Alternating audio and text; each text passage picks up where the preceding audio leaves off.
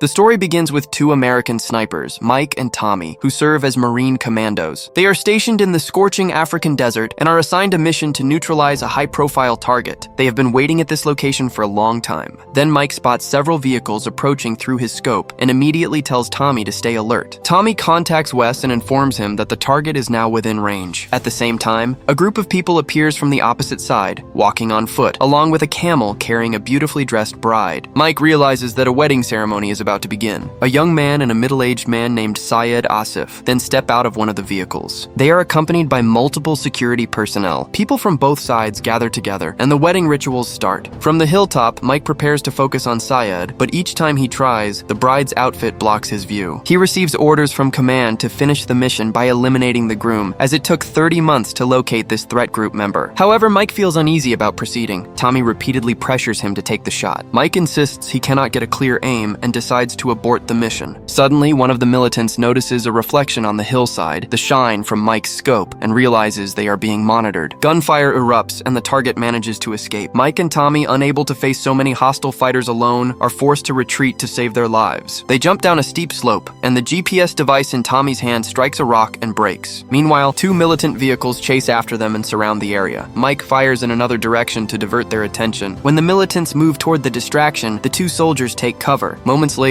a massive sandstorm erupts across the desert, allowing them to escape. The storm is so intense that it becomes impossible to determine direction without the GPS. Tommy contacts the base and reports that the mission has failed and the high-value target has escaped. He adds, "We are trapped in the sandstorm, and a large number of militants are tracking us, so we need immediate assistance." The officer at the base responds, "You must reach the nearest village somehow, and we will arrange your rescue there." They spend several hours walking through the desert. The extreme heat and blazing sun drain their energy, and their water supply is nearly gone. Then Mike notices a man walking through the desert, possibly with his daughter. Tommy suggests that the man might be a local who can guide them in the right direction. As they move closer, Mike finds a metal plate lying in the sand with a warning sign on it. This reminds Mike that over 8,000 conflicts have occurred in the last 40 years. During these events, nearly 3 million landmines were placed in this region. If this is the same area, they must move forward with extreme caution. After walking a short distance, he spots a small toy soldier lying in the sand and decides to pick it up. However, Tommy ignores Mike's warning and carelessly steps on a landmine. The mine detonates with a powerful blast, severely injuring Tommy. As Mike tries to rush forward to help, he hears a clicking sound beneath his foot. He instantly freezes, fearing that moving even slightly could trigger the landmine and eliminate him. He sees that Tommy has lost both legs from the explosion and is screaming in intense pain. Mike says, "I can't reach you to help. You have to somehow contact support through the radio." Tommy takes 2 pain relief injections to remain conscious and slowly crawls toward the radio. But when he tries to reach the base, the signal fails and their final hope disappears. Now the only chance of survival is to somehow reach the nearest village. Seeing Tommy suffering, Mike says, "I'm going to try moving. This landmine is old. It might not activate because of rust." But Tommy refuses to let Mike take such a dangerous risk. He says, "You have to stay alive and tell my wife that I love her." After saying this, he prepares himself mentally for the end. Watching this, Mike is heartbroken and despite trying everything, cannot save his partner. He forces himself to stay calm and starts thinking of a way to escape this situation. Then he notices the radio inside Tommy's bag, which could contact the base for assistance. But the bag is too far away for him to reach by hand. To pull it closer, he uses his shoelace, ties it to a small axe, and throws it carefully toward the bag. When he finally drags the bag near him, he discovers that the radio will not turn on because the power is too low. The batteries are in Tommy's pocket, far beyond Mike's reach. He then pulls out a small solar charger from his own bag, which could power the radio after some charging time, but he must wait patiently. Meanwhile, he removes every item from his bag and lays them out in front of him, trying to figure out what might help him survive. After a while, he finally makes contact with base comm through the radio. Mike tells them, "I'm stuck standing on a landmine in the desert and Tommy didn't make it." But the officer first asks about the mission status. Mike explains that the mission was unsuccessful. The officer asks, "What is your exact position?" Mike replies, "My GPS is damaged, so I'm not sure, but we are about 4 hours east of the mission site." The officer says, "We cannot reach you right now because severe sandstorms are sweeping through the desert. It will take approximately 52 hours for the rescue team to arrive. Until then, you must hold your position." Hearing this, Mike becomes frustrated and says, "I can't survive here for 52 hours. I'm running out of food and water. I need help immediately." But the officer informs him that a convoy will pass through the area within the next 52 hours, and he must be ready to signal his location. After that, contact is lost, and Mike sets a 52-hour timer on his watch. Just then, Mike notices another massive sandstorm forming in the desert. He quickly gathers his belongings, covers his face with a cloth, and using his gear for support, tries to withstand the storm. He endures the harsh winds for several hours, hours, even though it becomes extremely difficult to keep his foot firmly in place. But when survival is on the line, humans often achieve what seems impossible.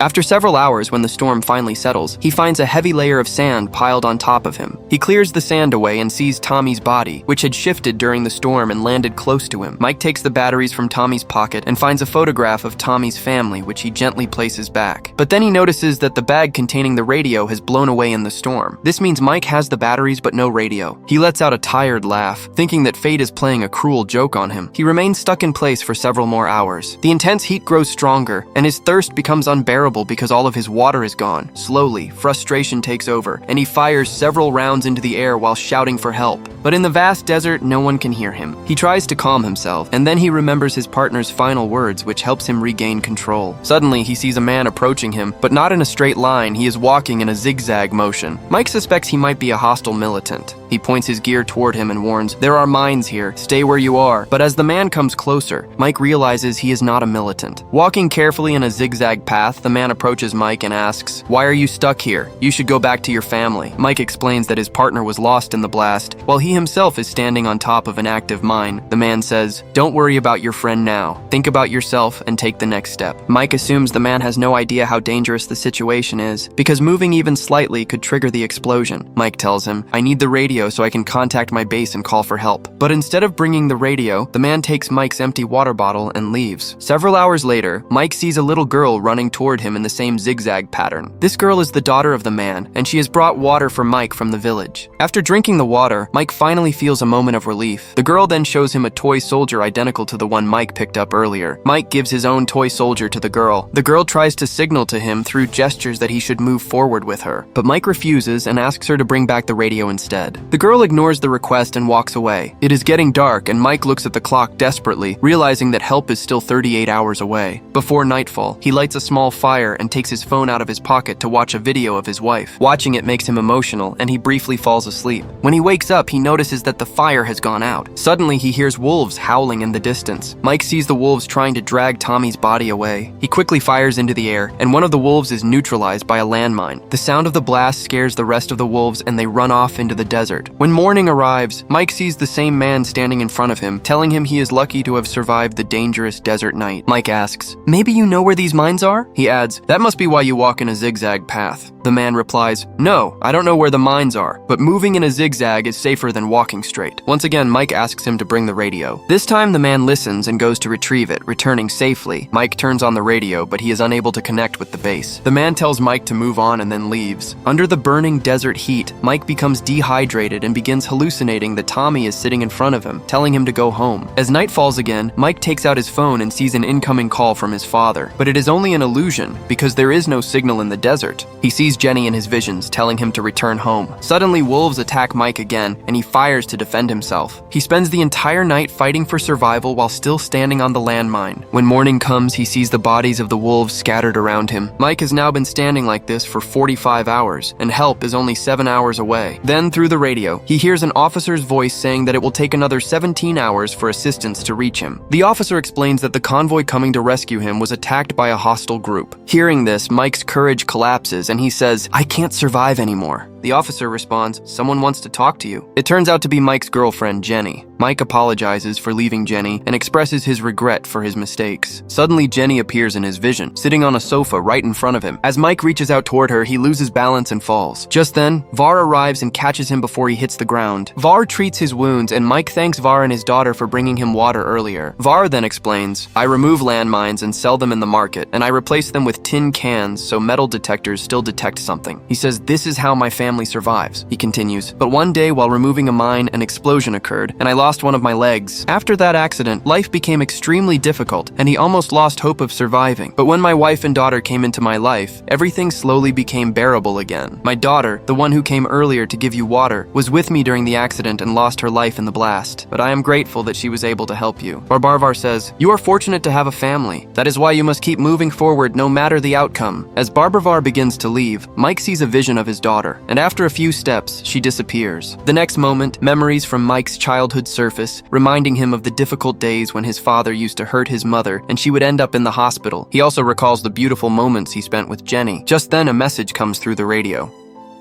The officer informs him that the rescue team is close to the location he mentioned earlier, but he must confirm his position by sending a signal. Mike spots a flare gun nearby and tries to pick it up. Before he can fire it, a hostile group shoots in his direction. One of the bullets strikes a landmine, causing it to explode and knocking the flare gun far away. Mike then fires around himself, creating a large cloud of dust for cover. Using that cover, he manages to neutralize both militants with precise shots from his sniper. Meanwhile, the rescue team continues searching for him, but Mike remains hidden in the dust and chaos. He realizes this might be his final chance to escape. However, the flare gun is far out of reach. If he does nothing, survival may become impossible. Gathering every bit of courage, he finally takes his next step. To his shock, nothing explodes. He brushes away the sand and discovers a tin can containing a toy soldier. He suddenly remembers what Barbarvar said about replacing landmines with tin cans to protect people. Mike collapses to the ground, crying. He feels more regret than relief, thinking that if he had taken that step earlier, his friend Tommy might have survived. He retrieves the flare gun and fires it into the air. Moments later, the rescue team reaches him and lifts him to safety. Eventually, we see Mike return safely to his country, wearing the toy soldier he found in the desert as a reminder. At the airport, Jenny arrives to receive him. Mike apologizes to her, expresses his love, and proposes, bringing the movie to an emotional end. So friends, this was the story of the movie Mine, and I hope you enjoyed this explanation. If this emotional journey touched your heart, then please subscribe to the channel. Your support motivates me to bring more movie explanations for you. See you in the next video.